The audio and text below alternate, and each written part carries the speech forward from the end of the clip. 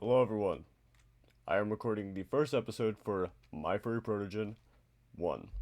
And I guess we're going to start off with the name. Uh, my name is Max. Alright, let's see. The rising sun hit me right in the face as soon as its rays splashed through a crack in my window curtains, which was so inopportunely located. What the hell is that word? Which was so inopportunely located right above my bed. I barely restrained myself from letting out a miserable groan and tried to turn over, hiding my face in the pillow to sleep off as much as I could. Good morning, Max. You're fine. You're already awake. You're trying to cross the border? No. Rise and shine, son. You have a lot of work today. Dad, too cheerful for a man who got up with the sunrise, opened the curtains that serve as a door to my room, and stepped right up to my bed. He put his hands on my hips. He put his hands on his hips, beaming with a wide smile. I fidgeted on my bed and tried to press my face harder into the pillow.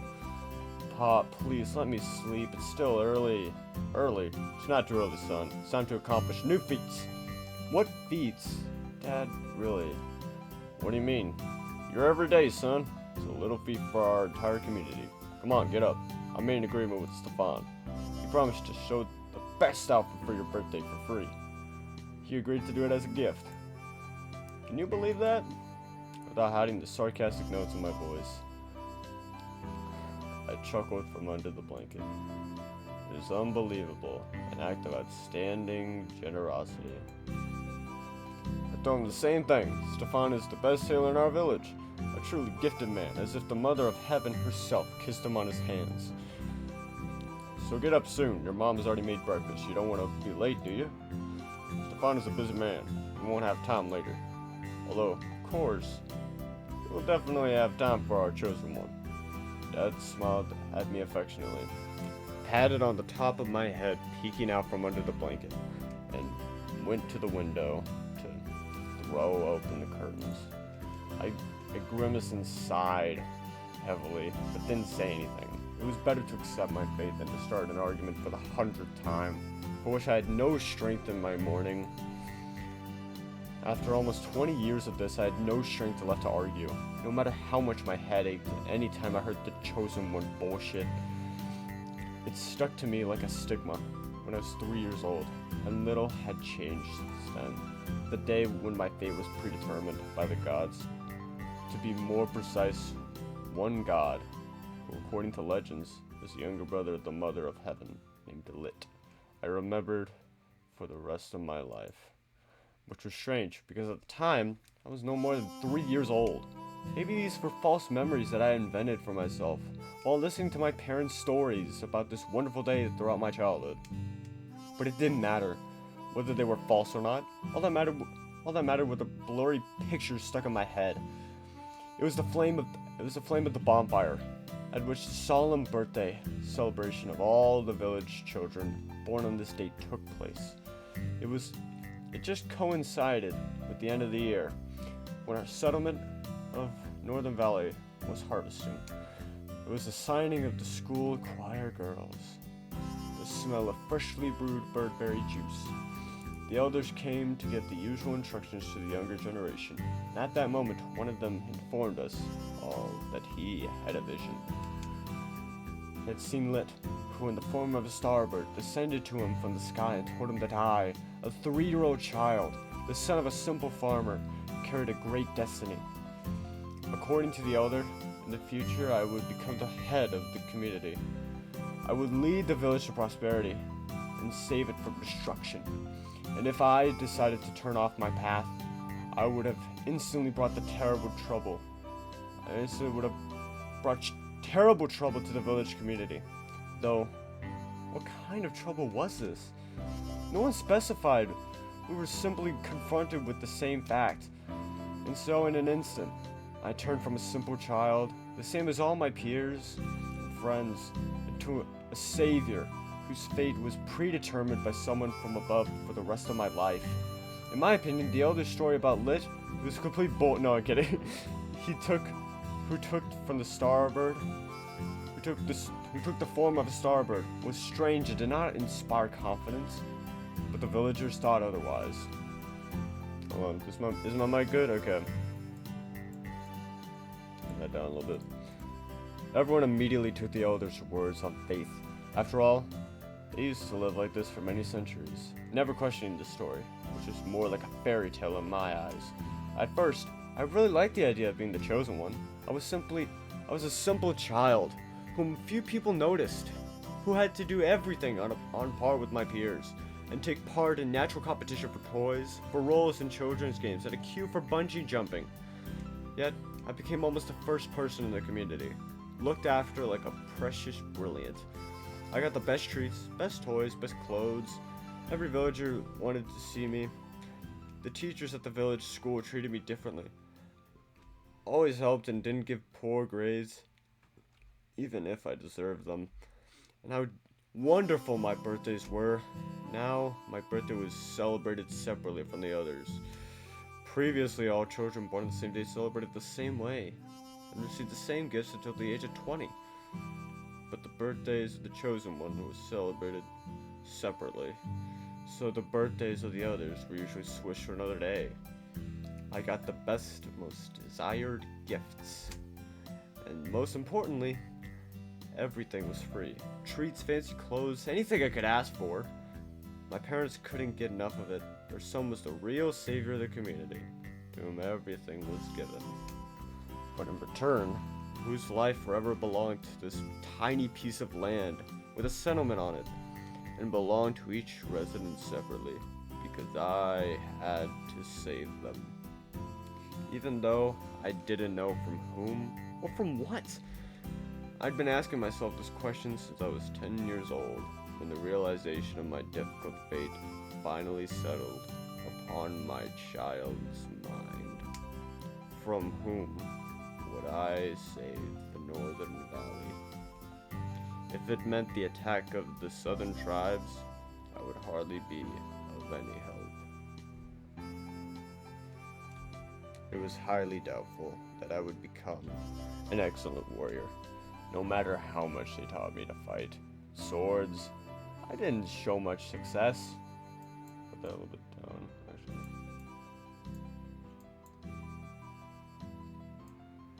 Alright, there we go. My teachers had always said that experience would come with time. That I just needed to train tirelessly. But what kind of child would like such a prospect? I did better with a bow. Thanks to my good eyesight, aiming came naturally, but I lacked the concentration. My thoughts were constantly hovering somewhere high, causing me to be distracted and miss. In short, even when I seemed to be doing well, I wasn't the best, but the teachers only repeated. It didn't matter, so your destiny is different. Everything always rested on my purpose, and I tried to figure out for myself what it was. The theory of being a great warrior fell away. And then what? Was I to prevent a global natural disaster, stop invaders from deep space? But I didn't have any superpowers, and wasn't a gifted scientist who could solve these kinds of problems. And the longer I thought about all this, the longer I searched for answers to the questions posed to me. The more I realized that even Damien, my friend, would have coped with the role of the chosen one much better than I. He was the only person I could call my friend, although it was by a stretch. In fact, he wasn't my friend at all. Damien was generally better in everything related to physical fitness and being the chosen. The Council of Elders assigned him to me as a child. They said that I needed a delightful companion and defender. Damien was only 6 months older, but he carried the burden of my babysitter, guardian, and friend with dignity. Damien played his role perfectly, with honor and dedication to the council. He portrayed a friend who sincerely liked to spend time with me, but each of us understood that there was no genuine connection between us. Sometimes we chatted with each other, laughed, shared news, or discussed life in the valley, but beyond that, we had nothing to talk about. I wasn't interested in Damien's life, and Damien wasn't interested in what I wanted. what I thought or how I viewed my future as chosen. For him, I was a task that couldn't be failed, because then terrible troubles would surely await the Northern Valley. Growing up side by side with Damien, it seemed to me that he was more suitable for the role of the chosen one than me. Damien was devoted to the council in the village. He believed that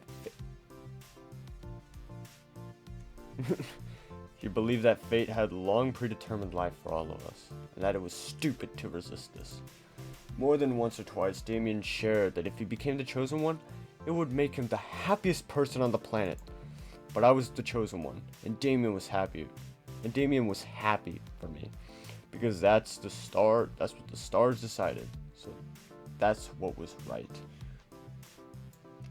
Hold on, let me do some little things for my... There we go.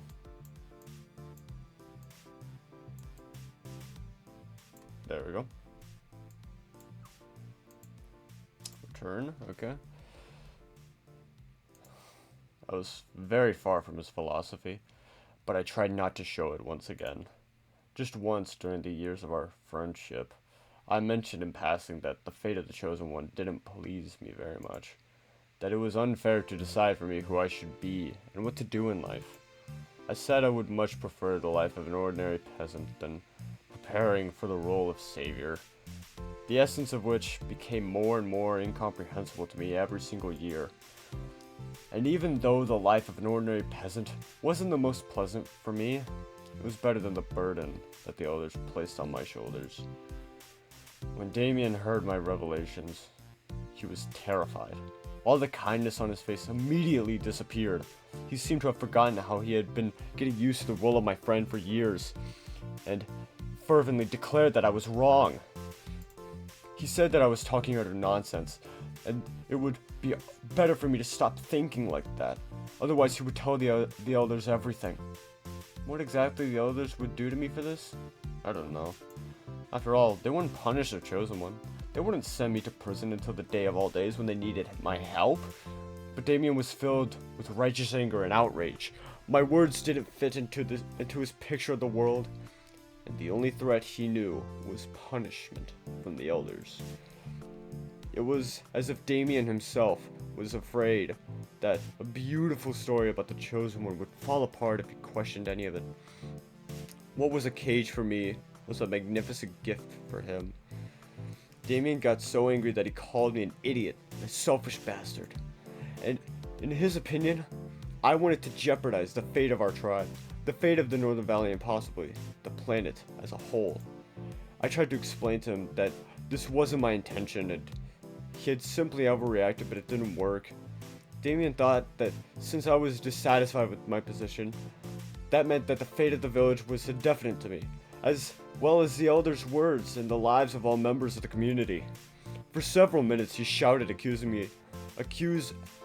accusations at me menacingly, until his face was red, and only stopped when I lied, saying that it was all a joke and he had misunderstood me. Damien calmed down and turned to my good friend again, who was always ready to help. But now, I knew that his friendship wasn't worth a damn, and from now on, I tried not to say a word about what I was truly thinking or feeling. All my life, I tried to hide my real thoughts from people. It seemed that everyone would react exactly the same as Damien.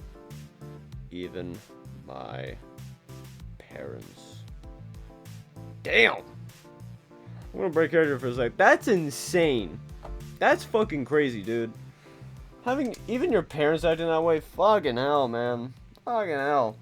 My parents reveled in my destiny, were more proud than ever, and supported the fairy tale about salvation with all their might. I don't talk about parents, huh?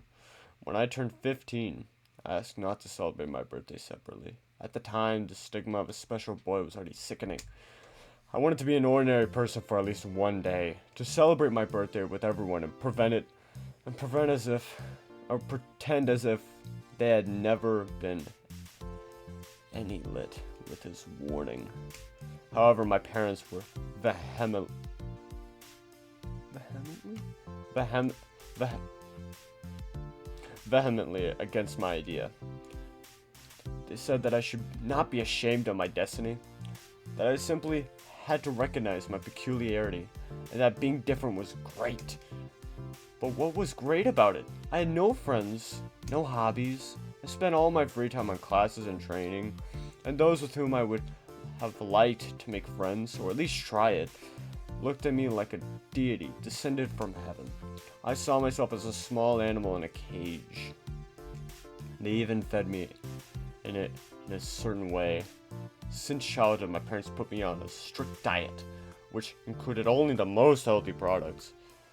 All because the chosen one should have excellent health, no treats, and no sweets. My parents also dressed me according to the advice of the elders, cleanly, and with the best quality clothes. Each set was emblazoned with a coat of arms of the valley on the chest. A palm print. Sorry, it is like 10 a.m. for me right now. A palm print enclosed in a circle, a symbol of unity. The elders controlled what I read, told me how to behave, where to go. After all, the chosen one simply couldn't set a bad example to the residents of the community. All the children wanted to be like me, pointing their fingers at me and sighing admiringly when I passed by. No one treated me as an equal, and I couldn't explain to anyone that it was what it was like to be an outcast. I couldn't share my true feelings because people would just call me a selfish bastard. Gradually, I became a stranger in my native village. That was how I lived, without the ability to decide something for myself, without the ability to wake up in the morning when I want, eat what I want, or say what I see fit. Each of my days was identical to the previous. Started with an early rise, breakfast, exercise with Damien, classes with teachers and mentors, and then another workout with Damien. In the evening, I had to walk through the village, a kind of ritual that the elders bullshitted. Then I had to do homework and finally sleep. I wouldn't wish such a life upon anyone. Max, get up! Quickly, your breakfast will be cold soon. My mother's voice came from the kitchen, as enthusiastic as my father's. I took a deep breath, looked at the ceiling one last time, and got out of bed. I dressed in pre-prepared clothes and went out to my parents in the kitchen. Mom and Dad were talking about something at the table, smiling at each other. I sat down opposite them, frowning like a stormy cloud, and began to eat. And then I realized that in the future, I would even be deprived of a loving, happy family of my own. My mom and dad were truly in love with each other, and lived their whole 20 years of marriage in perfect harmony. They never quarreled, never cheated on each other, never showed that anything was wrong with the family. They looked at each other with such warmth in their eyes that it hurt me. They were happy. But what would happen to them? Not a single girl in the settlement was a match for me, simply because each of them only tried to please the chosen one. Each of them saw in me only my destiny, not the real me. Several times I tried to invite girls I knew on a date, and every time it turned into some kind of farce, a paradise of fake smiles and attempts to please. I saw that I was of interest to them not as a person, but as a savior. And it was very insulting because I wasn't a freak whose entire personality revolved around being chosen, with nothing else behind his soul. I tried to be interesting. I was always able to keep up a conversation. I made compliments, but girls never treated the dates with any semblance or of normalcy. Well, with any semblance of normalcy. As if I was an ordinary guy who had invited them. They constantly repeated with it, "What an honor it was to go on a date with the chosen one." It took only a single time to forever discourage me from inviting local girls on dates. At one of these fishing seasons, opening celebrations, I noticed a pretty sweet girl who was talking about something with her friends. For almost the entire celebration, I kept staring at her, She was miraculously beautiful. Long blonde hair gathered in a braid, a blue dress, a smile on her lips. At the end of the holiday, I plucked up some courage and approached to get acquainted. Of course, she already knew who I was, but as soon as I got closer, she lowered her gaze, and the smile faded from her face. I offered to meet her the next day if she wasn't busy, and I immediately saw it just by looking at her. She didn't want to.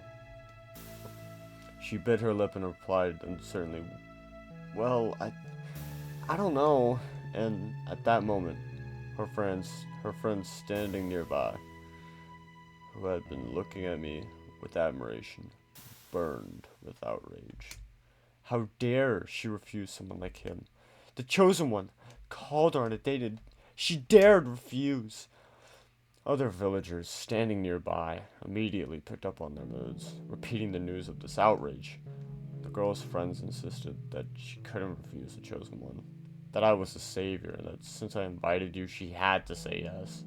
But that girl didn't want to go anywhere with me, no matter how sad I was to admit it.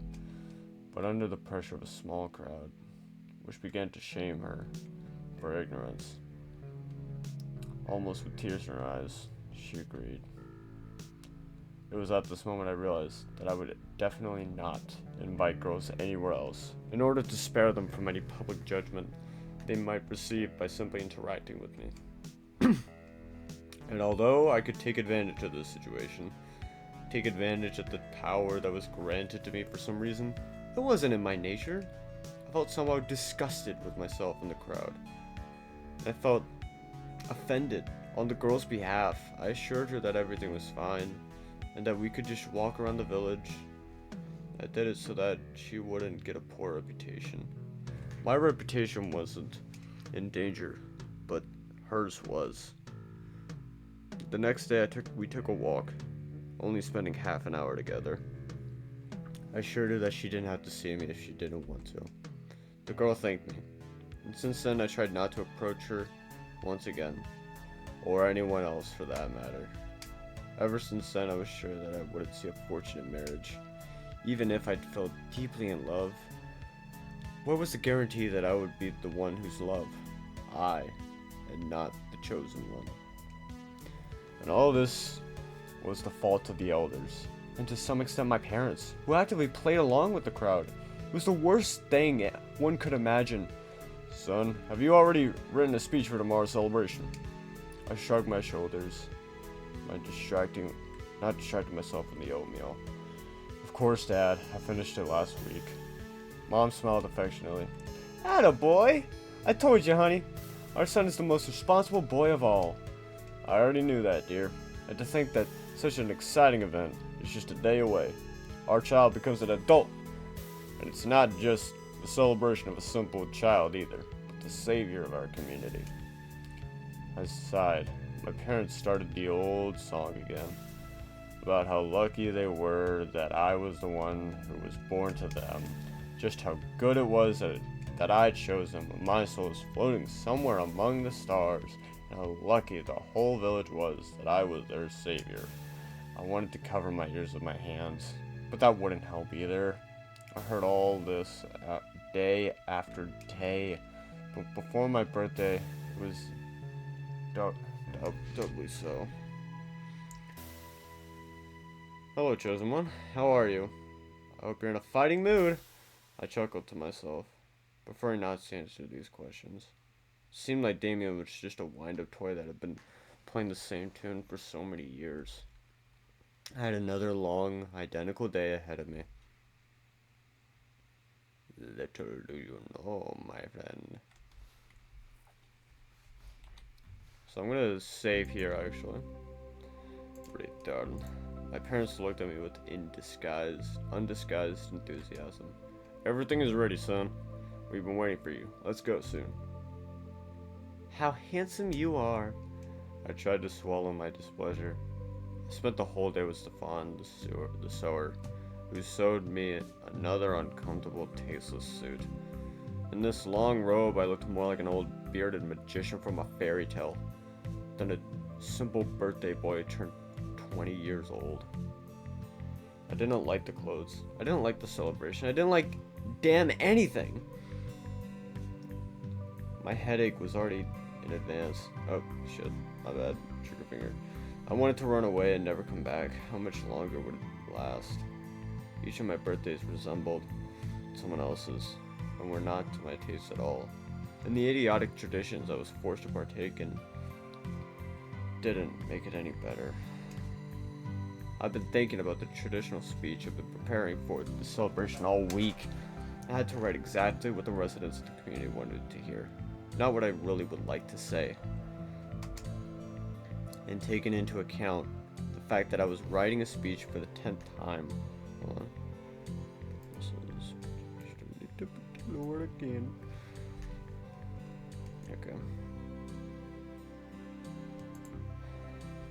Tired and annoyed, I didn't want any celebration. Moreover, the celebration wasn't mine, but the Chosen's. The holiday of the village, not the birthday of an ordinary young man. It was as if that too had been taken away from me, and there was nothing I could do about it. My parents and I went to the very center of the village. A huge bonfire was already burning there, and along with the growing sound of music, I could also smell freshly baked goods. Freshly baked goodies. People greeted me with shouts, cheers, and called me by only one name. The Chosen One. I sat at the head of the table, on a small podium, in my already familiar place. Both the table and the podium were put together specially for me. The elders sat on either side of me, and on the very edge of the long table were my parents, as if they were less important than the elders. The wisest and most revered elder of the council rose from his seat, with a glass of wine in his hands. Residents of the Northern Valley, today we celebrate a great event. Our Chosen One turns 20 years old. The boy who came to our planet 2 decades ago and settled among us to become our salvation has grown into a wonderful young man. The day when he will become the ruler of the Northern Valley and decide our fate is inexorably approaching. It's only a few months away, and today we will be happy to welcome a new, significant chapter of our life. Hurrah! The crowd, the whole village, greeted, seated at tables around the bonfire, shouted, responding with an out-of-sync hurrah. I tried to squeeze out a smile, but without much success. I didn't like anything that was happening at all, and the thought that this was the kind of life that was waiting for me in the future, until my death scarred me with hiccups. Would every birthday be like this? And if they really make me ruler, what then? It wasn't what I'd wanted all my life. It wasn't what I dreamed of. Now, the Chosen One will address you with a speech. I raised my head, distracted from my thoughts. There was a dead silence around the fire. Everyone was waiting for what I would say, and my heart sank at the thought of their many expectations. I got up and looked around the crowd. My fingers were clutching a glass of wine. I tried to remember my speech. Thanks to everyone who came today to celebrate my birthday. It is a great honor for me to hear your joyful faces. I have turned 20 years old, and this means that I have ceased to be a child. That I have grown into an adult, with a whole life ahead of me. Every birthday, I talked about how glad and grateful I am that fate chose me. What an honor it is to be your hope. I fell silent. My heart was racing wildly in my chest. Sweat stood out on my temples. All around, all these people were looking at me and waiting for me to say something. They were waiting to hear all the things that I had already repeated in different words many times. For them, I was a myth come to life. An unreal person, not like them. A funny little animal in a golden cage. At that moment, I finally realized and accepted that more than anything in the world, I didn't want to remain as a trapped animal for the rest of my days. But today, I won't be telling you how honored I am because I lied. I have grown, changed, and today I want to tell each of you, and myself most of all, to choose your own destiny. There is no divine intervention, no predestination. These are just fairy tales to make the fear of life go away. But if you take your life into your own hands, it won't be scary. I want to tell each of you to be yourself, and not what you are ordered or destined to be. Fate was invented by us. Holy okay. I didn't realize this is what was gonna happen. Alright. Fate was invented by us, people. And you believed in it with all your hearts. But it's time to wake up. It's time to give it up. Be yourself. And by the way, there's no mother of heaven. They were invented too. With these words, I took a sip from my glass. All the people gathered at the celebration were silent. It seemed that the entire village was plunged into a deathly silence. Even the birds stopped singing. The elders looked at me in utter shock, just like all the residents of the valley. It lasted at least a few minutes, until one of the elders finally got his breath. Dear friends, our chosen one apparently is tired or overworked. Maybe he's sick with something. I'm asking the doctors here to examine him right now. The crowd interrupted him. They shouted in pure fear how it was possible. How I could say this. How I said this, none of it could be true. The elders tried to calm the crowd and demanded healers from me. I immediately jumped to my feet. I don't need to see healers. I'm fine. Son, what are you doing? Why did you say that? My parents rushed to me while the elders continued to try to calm the raging residents of the family. And the healers, almost dead from shock, tried their best to hurry over to me. The entire village plunged into chaos, and I had no choice but to turn around, holding the hem of this uncomfortable, idiotic robe, and run into the forest aimlessly. Max! Max, come back! Mom was shouting after me, but I didn't care to listen. I would not care to listen.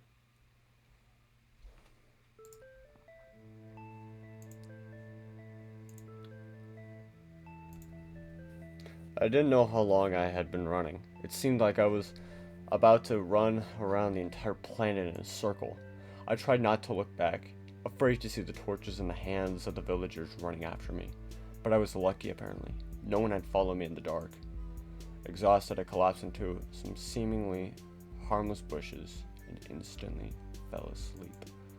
My sleep was dreamless and so deep that when I woke up at first I didn't understand what had happened, where I was, and why the midday sun was already shining overhead. I was a complete mess. My hair was tangled, and this uncomfortable robe prevented me from walking normally, so I threw it off to go in pants and a cape instead.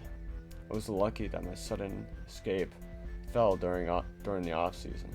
It was sunny, but not hot and not too cold, enough to comfortably pass a few hours. I didn't know the place well, but I had remembered that there was a river somewhere ahead, and that I should probably go there. However, I didn't know exactly why I needed to go there, and I didn't know what I was going to do now. Go back to the village? No way. After everything that happened, after everything I said to them, they would either grab pitchforks and torches in righteous anger, or they would immediately shove me into some kind of cage. And this time, they'll put me into a real, and not an all metaphorical one. Under the supervision of healers and elders. My parents would be told that I was completely crazy and debate on the basis of overexcitement over fulfilling the mission assigned to me, and would need constant supervision. And Mom and Dad would believe it, moreover with joy. They would rather prefer their son to be an idiot and mentally ill than accept they had raised a traitor, an apostate, and egoist. In general, nothing good was waiting for me in the village, and I didn't even know the precise direction I had run, or how long I had run at all. How long would I have to walk if I decided to return? But on the other hand, I had nowhere else to go. I was stuck in the middle of the wild. Where to go? To the neighboring tribes? They were far away. I wouldn't reach them, and even if I somehow did, it was unlikely that any would accept me. The Northern Valley had engaged in many conflicts with southern villages for centuries, mainly due to disputes over territories and religion. But the way to the western tribes was too long. I definitely couldn't get there on foot, unless I swam down the river. In addition to that, I had never gone further than the edge of my village. The elders forbade it, lest I stumble upon wild animals or any harmful plants.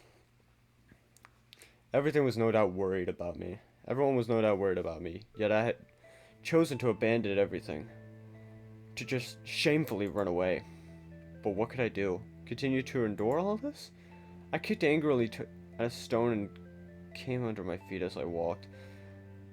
The situation was taking a turn for the worst. Even if I calculated everything correctly, and soon reached the river, there would be no fish for me to catch at this time of day.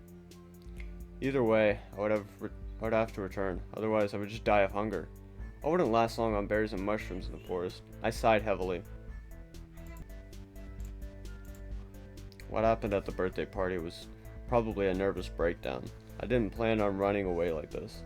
I wrote the speech that they wanted to hear from me, and had fully intended on giving it. But something seemed to snap in my brain, and the words poured out by themselves. Sincere, angry, almost desperate.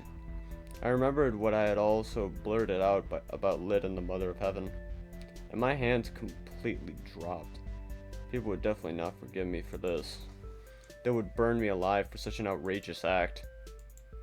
Well, maybe they wouldn't burn me, but my life would become much worse than it was before. Finally, I got to the river. It was wide, but not so wide that I couldn't swim to the opposite shore. Although at this time of year, the current was quite strong. It was possible to drown. I collapsed warily on the shore, at the very edge of the water, and wondered where to go now. Ever since I was a child, I dreamed of traveling. I didn't share this dream with anyone. After the elders declared me the chosen one, it was nearly impossible to pursue. No one would just let me go to see the world, because then an imminent disaster would follow in the village, at least according to their belief. It was stupid to tell my parents how much I wanted to visit wild places, to see nature, and find out how other villagers lived. Damien would have called it stupid childishness, and promised to complain to the elders again. Now, I suddenly had a choice. I could go wherever I want. But once in the middle of the forest alone, free to go in all four directions, I quickly realized the reality of the situation. I had no food, no equipment, no mat, nothing at all. These shoes, designed for the birthday celebration, would wear off very quickly, and I would soon have to walk barefoot. Then winter would come, and in the end, I'd just die in the middle of the unfamiliar wilderness, having seen enough of it. That would be the sad story of the chosen one from the Northern Valley. What should I do? I buried my head on my knees and tried to get my emotions under control. It was impossible to give up now. It was too dangerous. It was necessary to get a grip, consider everything, make a decision. It wouldn't work any other way, but it was easier said than done. Everything had been decided for me all my life, and now I was suddenly face to face with my own choice. There was no one around to help me, to tell me what to do. Out of desperation, I raised my eyes to the sky. Mother of Heaven, or Lit, whatever. Doesn't matter. If you exist and I was wrong, forgive me. Tell me what to do. Give me at least some sign, please. I'm completely lost. The sun was shining brightly overhead. The sky was blue and clear, but I didn't see any answer from the Mother of Heaven, or Lit. If you are offended, then don't be. I didn't know what I was talking about. Things got pretty messed up, and listen, you're kind of wise and understanding, aren't you? I guess you would see I didn't mean any harm. Mother of Heaven and Lit were silent. Still, I immediately thought how stupid I must look and laughed at myself. Yeah, right. How have I stooped so low? I'm talking to fictional creatures. No wonder they don't answer. You know what? I looked up at the sky as if it was looking back at me. I don't need your help and your advice. I'll take my chances without you. Suddenly, as soon as I finished, I heard a loud bang somewhere nearby, down the river. I almost fell into the water, jumping so high from surprise. Goosebumps rolled down my back, and my mouth went dry. I got to my feet, staring into the thicket of the forest in the direction from which the sound came. No animal could possibly make such a sound, and it certainly couldn't have been made by the forest itself. There were two options left. Either there were other people that here, or the mythical Mother of Heaven and Lit, in which I didn't even believe, decided to give me a sign in this way. I slowly went in the direction in which I heard the bang. I made my way through the thickets and came out in a clearing near the riverbank. What appeared before my eyes didn't look like a human or an animal. It was a huge metal object with flashing lights of different colors. It somewhat resembled a boat, but much larger. Maybe it was or just my imagination. Maybe there was nothing here. I just hit my head when I fell. On the other hand, how did I manage to fall in such a way? At that moment, a creature came out from behind a huge piece of the metal object. It moved on two legs and looked very much like a human, but obviously it wasn't one. This creature had a weapon behind its back and armor plates covered its entire body. The face was hidden behind a helmet on which yellow lights were flashing. For a few moments I just stood there, not knowing what to do. I wasn't afraid. Rather, it was just a stupor. Who is this? And what was it doing here? The creature, judging by its shape, was a female. She noticed me and rushed towards me. She then said something, but I didn't understand a word. Everything she said resembled one syllable, pronounced in different intonations. I somehow forced myself to grip and blink. Sorry, are you trying to talk to me? The girl, as far as I could tell from her impressive breasts, exclaimed something and laughed, raising her hand and pressing something on her helmet. Oh, I'm sorry. I didn't think to switch my helmet to the right mode. I have never been onto this planet before. I have not had a chance to communicate with the locals. Are you a local? What sex are you? Do you have names here? Or you're an intelligent species, aren't you? I blinked again, feeling extremely strange, as if I was in some absurd dream. Well, yes, I guess I'm intelligent. The girl in the helmet laughed. Sorry, I didn't introduce myself. You've never seen my kind. Oh, and what are my manners? I immediately pounced with questions. So, let's replay everything. I'll start over, okay? Hi, my name is NV0903. I am a Protogen scientist traveling around the galaxy to collect information about fauna and flora on different planets. NV. Could you repeat it? NV0903. But you can call me Juno.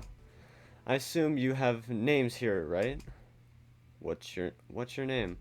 My name is Max, and, well, just a human. Juno nodded and understandingly smiled. Oh, well, if you're human, then I guess you are a male, right? I shrugged my shoulders. Well, yes, I am a guy. How old are you? I'm sorry, I completely forgot what people look like. I haven't encountered them for a long time. There are no more of them in this galaxy at all. Are you a juvenile specimen? I shook my head. If this was a delusional dream or some kind of hallucination from hitting my head, then at least I wanted to keep control of the situation. Wait, stop calling me that. I'm Max. And who are you? I've never seen anything like that. As I said, I am a Protogen scientist.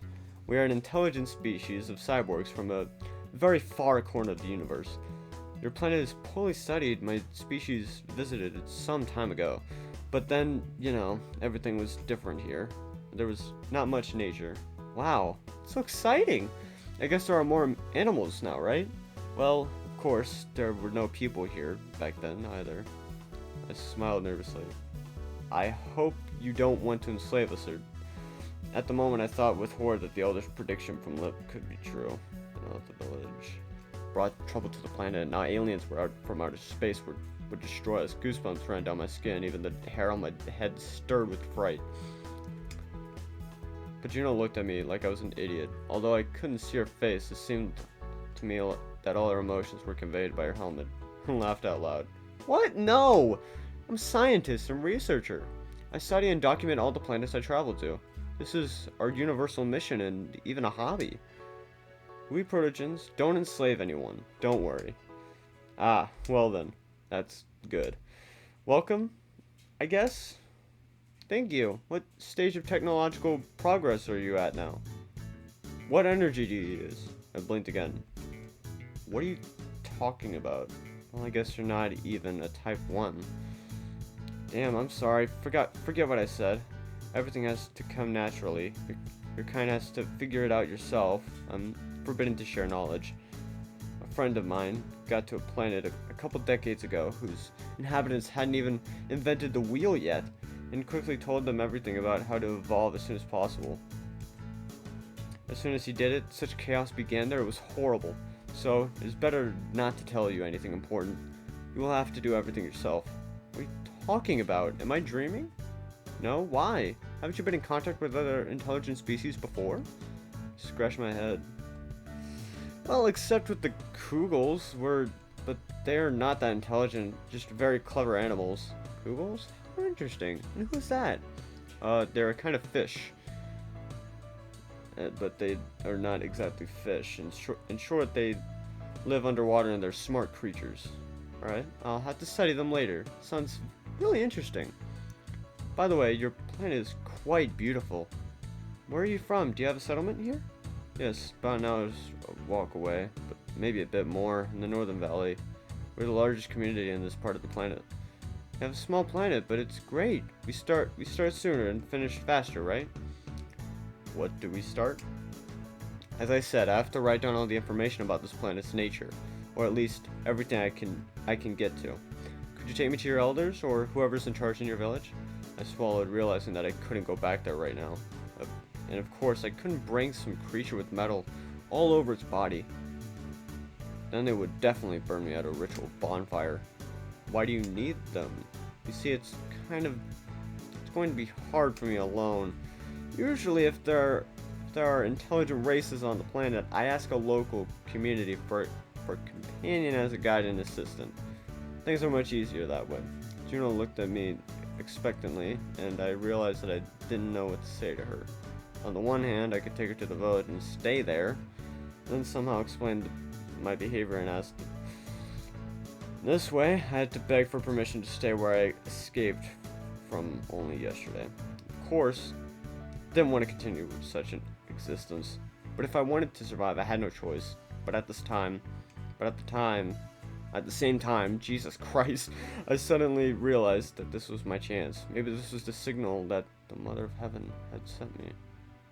In the form of this strange girl who was standing right in front of me right now and asking for help. I've always dreamed of traveling. Dreamed of seeing the world. When else would I get such an excellent opportunity? After all, she probably had some food. She was someone who was prepared for long trips. Well, a creature, a protogen, didn't matter. Also, I had such a unique chance to communicate with an alien from outer space. She was a real intelligent being right here. I could completely unlike a human. More precisely, she looked completely different and somehow similar to us at the same time.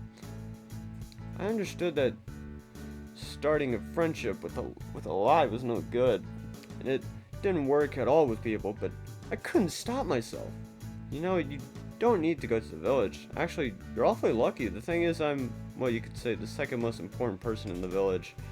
I was lying godlessly, hoping Juno wouldn't see it. She said that she hadn't seen people for a long time. Maybe she didn't remember how they could lie. Are you? Great!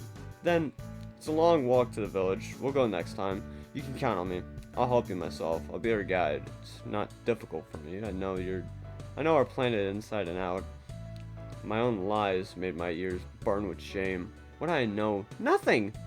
No territories, no planets. I only knew something about animals, berries, and mushrooms. On the first joint outing, my lie would be revealed. But once I started, it would be too late to retreat. After all, this could be my last chance to escape. Thanks, that's just great. I didn't expect to be so lucky. Are you sure you know everything here? As Juno's helmet narrowed suspiciously. I immediately realized that I myself had absolutely no idea how to read if she was lying or being honest. I had never seen aliens like her and couldn't read their helmet expressions very well. What if she didn't believe me? I decided to lie till the end. Of course, I'm sure you won't regret it. I've lived here all my life. I'll tell you everything. Don't even worry about it. I smiled a little too broadly, reminding myself of my father and his much too wide smiles, and held out my hand to Juno. Well, do we have a deal? Juno looked at my outstretched palm and smiled. We do. I was still holding my palm, waiting for a second. Juno was standing opposite my smile. And? What? Won't you shake my hand? Juno blinked. Why? We sealed a deal, I assume. I will go with you and help you, and you, well, you will help me not to perish in all these forests. Something like that. Juno shrugged. Still not understanding what I was asking of her, but held out her hand. No, not this hand, the second one. Juno was surprised. What's the difference? This is inconvenient. Here, see? That's better. Her hand was warm and soft. Well, shall we go then? Let's go. But where? At the moment I was a little confused and looked around. Where should we go? Definitely not in the opposite direction. There was nothing to do there. There was nothing particularly interesting in this forest. There was our settlement nearby, and the animals tried to stay away from people. Besides, I didn't want to run into foresters or hunters from our settlement. In that case, I would definitely report everything to the village, and a delegation would shortly be sent to follow Juno and I. What if they attacked her and started a war with the alien race? No, it was better to stay away from them. We could start from the outer shore. There's a forest further on, where all sorts of little animals live. You're interested in that, aren't you? We can look for Fangies. They're everywhere right now. It's mating season. Fangies, interesting. I'll write it down now. Juno pressed a button on her helmet, and an image with the letters appeared in front of her. I watched in amazement as she wrote something down without using either ink or pencil. Oh, you probably haven't seen this. It's a hologram. Don't worry. I reached out to touch it, but the image passed through my fingers. Cool. Where does it come from? Well, it's easy. There are special light bulbs on my helmet that create the image. Well, shall we go? I looked one more time at the strange thing, the hologram, and tried to catch it with my fingers, but didn't succeed. Of course. Let's go. At that moment, my stomach groaned loudly from hunger. I remembered that I hadn't eaten anything since yesterday and missed the usual. Always unscheduled breakfast. Heat burned my cheeks when I realized that Juno had heard the sound too. Listen, do you happen to have anything to eat in your huge metal thing? Juno looked at me and burst out laughing. Okay, let me look for something. There should have been something left, I guess. Some fruit, as I recall. Let's go. What is this thing, by the way? Does it fly? Yes, it's called a jet. There's a lot of stuff in there. It's a cool thing. I like it. Only I can open it with my palm prints. No one else can access it. Juno walked over to the jet and put her hand on its side. At that moment, a panel slid away, making it possible to enter inside. Wow! Never seen anything like it! Well, actually, this is an old model. I should buy a new one. I got it long ago. Such an unkillable thing. It's important to me as a memory, you know. Call it Pixie. Why Pixie? I don't know. I like it. It is my best friend. Juno laughed. I couldn't figure out what she was talking about. How could this huge steel thing be her best friend? When we were inside, I suddenly realized, wait, is this thing alive? Goosebumps ran down my back as soon as I thought about a living creature which could fly through space. Moreover, now I was inside this thing, this Pixie, and I didn't like it at all. It was like being inside a mythical beast, a giant animal that looks like a walking house. with armor instead of skin and horns on his head. But when Juno saw the panic on my face, she burst out laughing again. You should have seen your face. Just hilarious. No, Max, don't worry. It's not alive. Although, I would really like it to be alive. Sometimes I just want to chat with someone. Well, chat with a living being, not a... Welcome back, Juno. Glad you're back so soon. I jumped in fright. I barely had time to step into this huge metal thing as a strange sounding voice rang from everywhere. Juno smiled. Don't worry, that's Pixie. Hi Pixie, I wasn't planning on coming back so soon, but I met a representative of the local species. Meet Max. He is a human. Hello Max. Human, nice to meet you. I am Pixie, an artificial intelligence assistant. What the heck is it? I looked around with wide eyes, trying to figure out where the hell the voice was coming from and who was talking to me.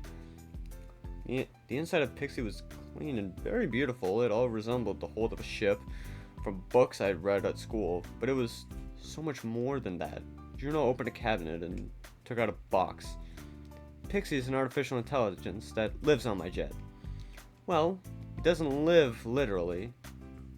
He's not real. It's something like, let me think. Do you have any talking birds? Thought about it for a bit. Well, yeah, we do. We call them talkies, but they don't really talk. They only imitate voices. They live in the south, not here.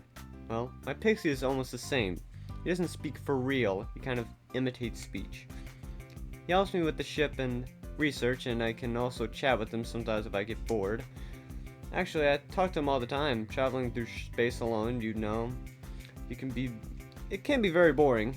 Imagine that there's only endless emptiness and silence around you, and not a single living soul until you reach the next station for refueling. Juno pointed with her hand and at something resembling a chair. I didn't know what it was called, and I sat there, taking the box she handed me. Help yourself, these are fruits. Still very fresh. I specially froze them as soon as I picked them up. I hope you like it. I put on a smile, still feeling weird, and opened the box. Inside were bright red pieces of some fruit unknown to me. It was unbelievable. A fruit from another planet. I turned the piece over in my hands, looking at its veins before I put it in my mouth. After chewing it, I shrugged. It isn't bad. Reminds me of droplet berries in some way. Later I'll show you a tree full of them. Sounds great. Oh shit! Juno was fussing over the jet. She was clearly impatient to start a trip as soon as possible. She fished out of a large closet something that looked like a bag and shoved in a few items, the purpose of which I didn't know. What are you doing? I'm collecting provisions for you. I didn't think I'd find a traveling companion so quickly. That's why I didn't prepare anything. But we probably won't go far today, right? I'll take a bit of everything. You wear a backpack. Shouldn't be heavy. I hope you are in a good physical condition. Juno looked at me, still eating a piece. Juno looked at me, still eating a piece of fruit. Well, yeah, I'm sure it won't be hard. I continued to lie shamelessly, but what could I do? Should I say that I had never gone further than the edge of my village in my life? Then Juno would definitely send me back home, or even toss me away. I didn't want any of that. Moreover, there were so many new and interesting things here. I'd never seen anything like it, and I probably wouldn't see it ever again if I was forced to leave. Fortunately, Juno didn't recognize the lie in my voice and grinned. Great. See how lucky I am? Or, oh, I wish I was like that with everyone. On one of the planets in the neighboring galaxy, I was almost crucified when I came to them for help. Locals there seemed to be intelligent but very aggressive. They decided that I was some kind of deity from the underworld and tried to kill me. They almost cut my feet off too. Oh, you have a hard job. Juno shrugged her shoulders. But I do what I like. By the way, what do you do? Do you already have a job? I tried to make up something as soon as possible. You know, actually, I'm still studying. I study science, something like that. We have a lot of work in the village, but I haven't had the chance myself to do any of the real work yet. It was only partially true. There really was a lot of work in the village. Fishing, farming, hunting, and carpentry, but I wasn't allowed to do anything. So that I didn't get hurt anywhere. Didn't break anything, didn't bother myself, and most importantly, didn't get distracted from my main job, to be the chosen one. So you're still young, aren't you? How old are you? I turned 20 yesterday. Siri just started talking to me. Okay, I turned 20 yesterday. Okay. I kind of became an adult. I smiled sorely. Oh, I'm so sorry. Juno looked at me with genuine sympathy. I was surprised. Why? I mean, it was your birthday. So what? It's just a holiday. Why do you feel sorry? Juno's face immediately changed. Oh, sorry. It's different everywhere. We've, for example, considered the birthday a very sad date. After all, we become a whole year older, which brings us closer to death. But in your case, congratulations! Our birthday is considered a holiday. Well, you know, we celebrate that we managed to live for another year. No one attacked us, no stones fell on our head, and in general, this is a big event. Very interesting. How do you celebrate it? Oh, we celebrate the whole evening. Usually the birthdays of all the children who were born on the same date are celebrated all at once. Well, adults don't celebrate anymore. They have their own worries. And birthdays are usually celebrated before the age of 20. But as soon as you become an adult, that's it. You have completed the important task of growing up. Now there is no time for fun. You need to work for the benefit of the community. That's great. I'll write it down. You don't mind if I study you a little, too, do you? Not that this is my specialty. I usually only study nature, but other intelligent races are so interesting. I smiled broadly at Juno. Not a problem. How many planets have you been to? Oh, a lot. I've been working for a long time. Due to the fact that I travel through space, I don't even remember exactly how many years I've passed. I don't have any reason to return to my home planet, so I rarely return there. My whole life is a job, but I like it. There's no time to be bored or sad, especially when there are so many interesting and unusual things out there. Juno smiled at me, judging by the image on her helmet. When I finished with the food, she took the box, which she called a container, and stood with her hands on her hips. So, are you ready to go? Yes, of course. I was born ready. This is awesome. After we got out of the pixie jet, Juno closed it and pressed something on her helmet. After a couple of seconds, the jet became completely transparent. I gasped in delight. Wow, what did you do? I activated a special disguise so that no one will notice it. I don't want some random person to see Pixie and consider it some kind of sign of the devil. So, where should we go? I looked around and pointed my finger in the direction of the opposite shore. I guess we're going there. Juno gave a thumbs up, and we walked to the water's edge and pressed something on her helmet again. Stepped right on the water. Golden plates appeared under her feet, allowing her to walk straight across the river. Wow, that's great. Can I try it? Of course. Give me your hand. Juno took my hand and we started to cross the river. I walked behind her, trying to hit the hard plates, which quickly disappeared as soon as I took my foot off them. They felt solid to the touch and didn't seem to weigh anything. How does it work? It looks incredible. These are old pieces of technology. I used them to cross small rivers. It only works with certain substances, water for example, but we're still lucky that you have a good chemical composition in your water. Otherwise, we would have to swim. Damn, okay. Soon we were on the opposite shore. The forest there was thicker and full of various natural sounds. The chirping birds, the whispering of animals, and the buzzing of insects. Juno led the way, and I followed her. Although, logically, it should have been the other way around. After all, volunteered to be our escort. As we walked, Juno shone a golden light from her helmet on the trees and bushes. What are you doing? Oh, I'm scanning the area. I usually do this to study the simplest plants and living things. They are in many ways similar to those I have found on other planets in your galaxy. How many planets are there in our galaxy? Well, not many. I've been to 5 so far. Your galaxy is quite small, at least smaller than the ones I've come across before. I would like to find some unusual species here. Can you tell me what lives here? Well, let me think. There are, for example, grouchy mushrooms in our forest. We call them that, but because we start making sounds like grunts when you walk past them. They're inedible and can spew a poisonous vapor, which isn't fatal, but can cause severe drowsiness. Sounds interesting. What do they look like? I tried to remember the pictures from the books I had to read. Well, they're very small and ball-shaped, gray shade, not to be confused with anything. Look, here they are. I pointed to the ground, and growing next to one of the trees was a whole family of grouchy mushrooms. As soon as we got closer, they began to whisper to each other, and a yellowish frog swirled over the round hats. Sorry, mushrooms. I need one of you as a sample. They're not intelligent, are they? Juno turned to me, squatting down. I laughed. Of course not. How can mushrooms be intelligent? They can. On some planets, they understand everything, and they have their entire communities there. On some planets, the inhabitants consist of only mushrooms. More precisely, the mushrooms on them are the only inhabitants. Boring planets, probably. To some extent, yes.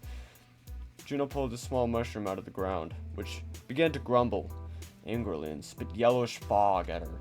But Juno didn't raise any eyebrows. Apparently, the helmet saved her from unnecessary exposure. Turn around, I'll put in your backpack.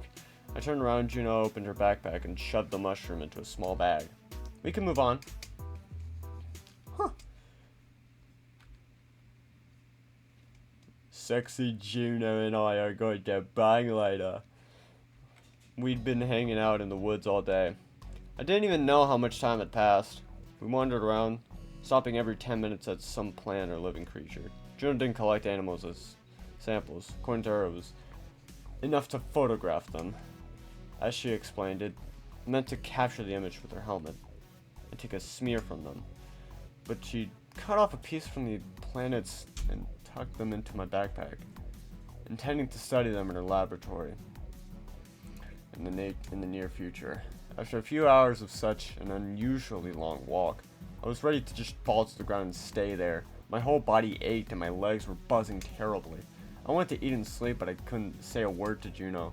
In the end, I lied to her, saying that I was the hardiest of all, because I absolutely didn't want to make a fool of myself like that. 2 hours later, when the sun began to sink near the horizon and get tangled in the crowns of the trees, Juno looked at me and said thoughtfully, You look kind of weird. Are you alright? I shrugged, pretending that everything was just fine, and I had no idea why she would ask such a thing. Yes, I'm cool. I feel fit as a fiddle. I mean, why wouldn't I be? I don't know. Does your species change color? I blinked. No, of course not. Then why are you covered with these spots? I dropped the stick I was leaning on, testing the ground under my feet, and quickly looked from my feet to my hands. How could I not notice it? My whole body was covered with strange-looking red spots. Unable to restrain myself, I cried out in surprise and fright. What the hell is this? Mother of heaven! I began to rub my skin, but spots didn't go anywhere. Juno suddenly exclaimed, "Oh damn, how stupid I am. I didn't even think that I was giving you fruits from another planet. You must be allergic or something." It wasn't necessary to conduct experiments first. And only then. I'm so sorry, Max. It's probably my fault. Don't blame yourself, I guess. Suddenly felt dizzy and I almost fell, grabbing the first tree that came to hand in time. Juno jumped towards me. She grabbed my arms and helped me lean on her shoulders. Juno was a little taller and stronger than me, so I happily hung on to her. In addition to all the other ailments, fatigue was added, and I almost fell to the ground. Just a second, Max. I'm gonna call Pixie. It'll find us, and you'll be able to rest, okay? I hope you aren't getting worse. How stupid I was. Juno began to wade through the forest, and apparently intending to find some clearance to summon Pixie. When she succeeded, the jet was already hanging over the tops of the trees and immediately descended, removing its disguise. Juno dragged me on board and threw me into the same chair I had sat in earlier. Damn, what should I do? I didn't have anything for your kind. Oh, I'm so sorry. How would I felt like I was going to throw up. Juno, maybe one of my medications will work on you. Let me look. For example, maybe Juno. No, stupid idea. I'll just kill you. What should I do then? Juno! Juno turned to me, and at that moment, I threw up right under her feet, along with the meager fillings of my stomach. Mainly it was just water. There was also a small berry on the floor, which I had eaten in the forest. Juno squealed. Holy crap! What the Max? Is this some kind of special way for you to attract attention? Juno jumped away from the puddle, miraculously not getting her shoes dirty. I leaned back wearily in my chair. No, I don't think so. I just threw up. I closed my eyes wearily, but as soon as the berry had jumped out of my stomach, it became much easier for me. It's not your fruit, apparently. I ate a poisonous berry. Juno was surprised. Poisonous berry? But why would you do that? I don't know. It seemed to me that it was just an ordinary berry. It was very similar to what we usually collect and eat. Damn it, I'm a fool. Look, your spots are disappearing. I looked at my hands, and indeed, the spots gradually faded until they finally disappeared from my skin. As soon as I got my usual color, Juno burst in merry laughter. The case is solved, Max. Are you sure you know everything about your flora and fauna? I blinked. Of course, why not? Just that sometimes I can be wrong, like everyone else. That's because some poisonous berries and mushrooms are very similar to edible ones. I think I'll call this berry as a sample. Juno fished the berry out of the puke with a special device and after washing it with water, placed it in another bag. Meanwhile, it was already beginning to get dark outside. The sky dimmed, the sun sank below the horizon. Juno looked out. I don't think we're going out tonight. You still don't look well. I whispered to myself. Glory to Mother in heaven. Juno turned to look at me. What'd you say? I say, what a pity. I wanted to travel so much more. Well, apparently I can't. Don't worry. Tomorrow, when you feel better, we will definitely travel all day and all night to learn as much as possible. I'm so glad you're willing to work so hard. I tried to stifle a miserable groan. Instead of swearing, I just smiled. Of course, no problem. Listen, I can wash up somewhere and go to bed. Yes, of course. Let me show you something. Juno ordered Pixie to clean the puddle on the floor and dragged me to another compartment at the jet. Look, I have a shower stall here. Here, you turn on the water like this. Actually, just ask Pixie. I'll set everything up for you. I stared at the flash buttons on the panel as if it were the monitor of heaven descending from the clouds, and I had no idea what to do. As soon as Juno walked out, I was left alone in the booth and hastily undressed. Pixie? Yes, Max, I'm listening. Can you turn on the water for me? Of course, Max. Just a second. After a couple of minutes, water poured down on me from all sides. I almost screamed in surprise. It was like a waterfall. I almost slipped on the floor, but almost managed to grab the walls. Somehow getting used to these miracles, I began to wish. Pixie also gave me some kind of small brush and advised me to brush my teeth. I couldn't resist, although we usually cleaned our teeth with other things, a special piece of cloth. When I came out, Juno was sitting in a chair, and her helmet showed nothing. I even thought she had fallen asleep, but as soon as I took a step, the picture reappeared. So, did you figure it out? Yes, Pixie helped me. Thank you for that. I've been thinking about where you could sleep tonight, but I guess you could sleep on my bed, and I'll sleep in the cryo chamber. Usually, I don't have visitors. Juno smiled at me.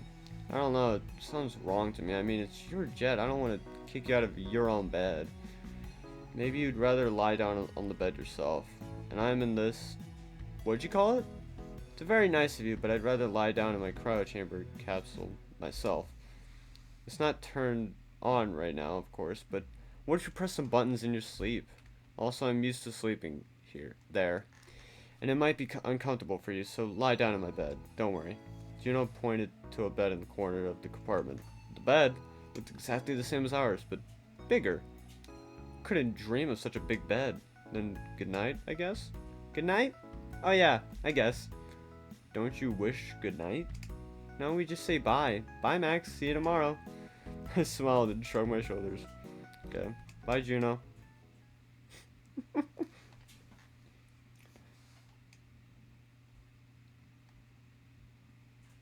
Our journey continued the next day. As it turned out, Juno was a pretty early bird. She got up even earlier than I was used to. The sun had not yet risen, and yet she was already walking around the jet, sometimes hiding in her laboratory. I didn't know what kind of laboratory it was. We didn't have anything like that. But as Juno explained to me, the laboratory was a special place where she did her research. The next day, my whole body... Juno informed me that we would stay at this location for another day to take a few remaining samples, and then go to the swamp at night to collect materials of nocturnal plants and animals. I didn't mind, although I didn't want to go anywhere. Juno's bed turned out to be just magical. Soft as a feather, comfortable, big, it was a pleasure to sleep on it. And what I liked the most, no one woke me up at dawn, trying to drag me off to always the same breakfast and exercise with Damien. But despite how much I rejoiced at the freedom that finally appeared, an unpleasant longing stirred in my chest. When we were walking through the woods and Juno was collecting the remaining samples, she asked, "Why are you so sad? Did something happen?" I immediately kicked my thoughts away and tried to take control of my facial expression. "No, it's fine. I was just thinking." "Why do you ask?" "I don't know. I thought you were worried about something." "Well, if you don't want to talk, then of course you don't have to." Juno gave up her questions too quickly and smiled as she went back to work. She continued to wade through the forest, and thanks to Juno, it was easier for us. She found the best pathways by scanning the area with her helmet, and I could immerse myself in not the most joyful thoughts. I was thinking about my parents. I was gone for 2 days already, and which had never happened before. And I didn't know how they were feeling now, or what they were doing out there. They just have been terribly worried. They must have been terribly worried, totally freaked out, and I was sure they were looking for me. But what could I do? Did I push myself too much and act?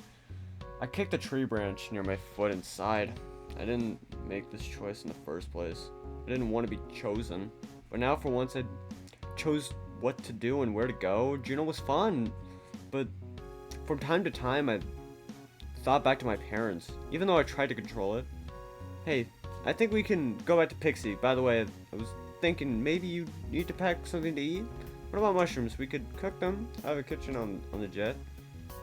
Juno turned to me, holding the last sample, which she shoved into the backpack. I immediately tensed up. I didn't really know a damn thing about mushrooms. Only that bright red and yellow are deadly poisonous mushrooms that could kill a huge animal, but which of the others were edible? It's probably better to dig up the roots of plants. They're more nutritious and tastier. Our mushrooms are not that good. "Okay, whatever you say. What do you usually eat?" "Well, a lot of things. All sorts of cereals, vegetables, fruits. We usually eat meat. We have a whole family of hunters in the village. They bring home game animals, and fishermen provide fish." "Do you need to buy all this from each other?" "Not really. We exchange with each other what we can. Hunters and fishermen usually bring meat and fish. Farmers bring vegetables, fruits, and cereals. Ranchers get milk and eggs. Tailors provide clothes, and they get food for it. In general, everything does what they can." Interesting. Quite an old system. We are alone here. The elders used to sell some things to neighboring villages for crystals, but they live far away, and our relations have deteriorated. So we have been supporting ourselves for several years. "So you have crystals. Great. We'll need to find a couple. We will need to go to the lands of the eastern villages. They have mountains there, in which crystals are mined." "Great. Then we'll go there. So what kind of roots do you want to dig up?" I scratched the back of my head and looked around carefully. It was necessary to come up with the idea right now.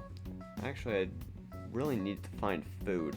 Couldn't just eat Juno's supplies, but probably had a limited amount meant only for her. But I didn't want to get poisoned again at all. In the end, I pointed to a plant that looked more or less familiar. "These. They are very nutritious and delicious." Just a second. I took hold of the stems and pulled with all my strength, almost plopping down on my ass. There were too few roots, so I had to pull out a few more of them. "I think that's enough. You'll like it." Juno shrugged her shoulders. "Well, I hope so. Come on, Pixie. Back on the jet, we started cooking. I didn't know how to cook after all my parents or villagers cooked all the food for me throughout my life, and therefore I didn't know at all what to do with the raw ingredients, but I didn't want to lose face in front of Juno, so I tried to deal with it. In the end, I just washed the roots and put them into a boiling water. The dish turned out disgusting. It was a stretch to call it even a dish. The roots turned out to be quite different from what I expected. They were sour, bitter, softened like oatmeal, and bland. Juno was watching me carefully as I ate, so I had to carefully control my facial expression. Well, how do you like it? I threw all my strength into not making a face. It's great. Yummy. I almost choked. One of the pieces got stuck in my throat and I immediately washed it down with water. Juno was sitting across from me, her propped on her hand. Honestly, it looks disgusting.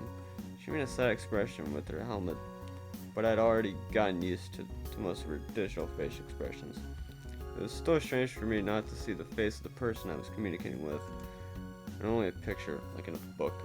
No, I'm telling you, it's yummy. Sure, you don't want to try it? Juno shook her head. No, I have my own food. Thank you, Max. The smell is even worse than the sight of this thing. Do you really eat that? I swallowed another mouthful with difficulty. Yes, it is very healthy. There are a lot of different sorts of, well, vitamins and other useful substances in this plant, and it tastes much better than it looks. It's so great that every planet has its own interesting traditions. I put on a smile, which wasn't so easy for me. Liar. Well, I think the swamp was illuminated. Okay, I think we might end the episode here. I think we might end this episode here, everyone. So I'm gonna record episode 2 another time. But as of now, this is where we're ending off. This is where we're ending it off, everyone. Sorry. If you want to see more of this series, I might actually go on to from 1 all the way to 3, as in My Favorite Protogen 1, 2, and 3. I might even do a full series of all of them. If you want to see that, please chuck a like down there, and also subscribe, hit the bell. Go follow my Twitch over on, I think it's twitch.tv/MadM4X Twitch, I think. MADM4X TWITCH. Please go there, follow me, see my newest VODs, see my newest streams. I have recently played Switch Sports again. I'm hoping to upload that VOD soon. However, right now, this is episode 1 of My Furry Protogen, and I will see you guys later. Take it easy, guys, gals, and everything in between. Peace out.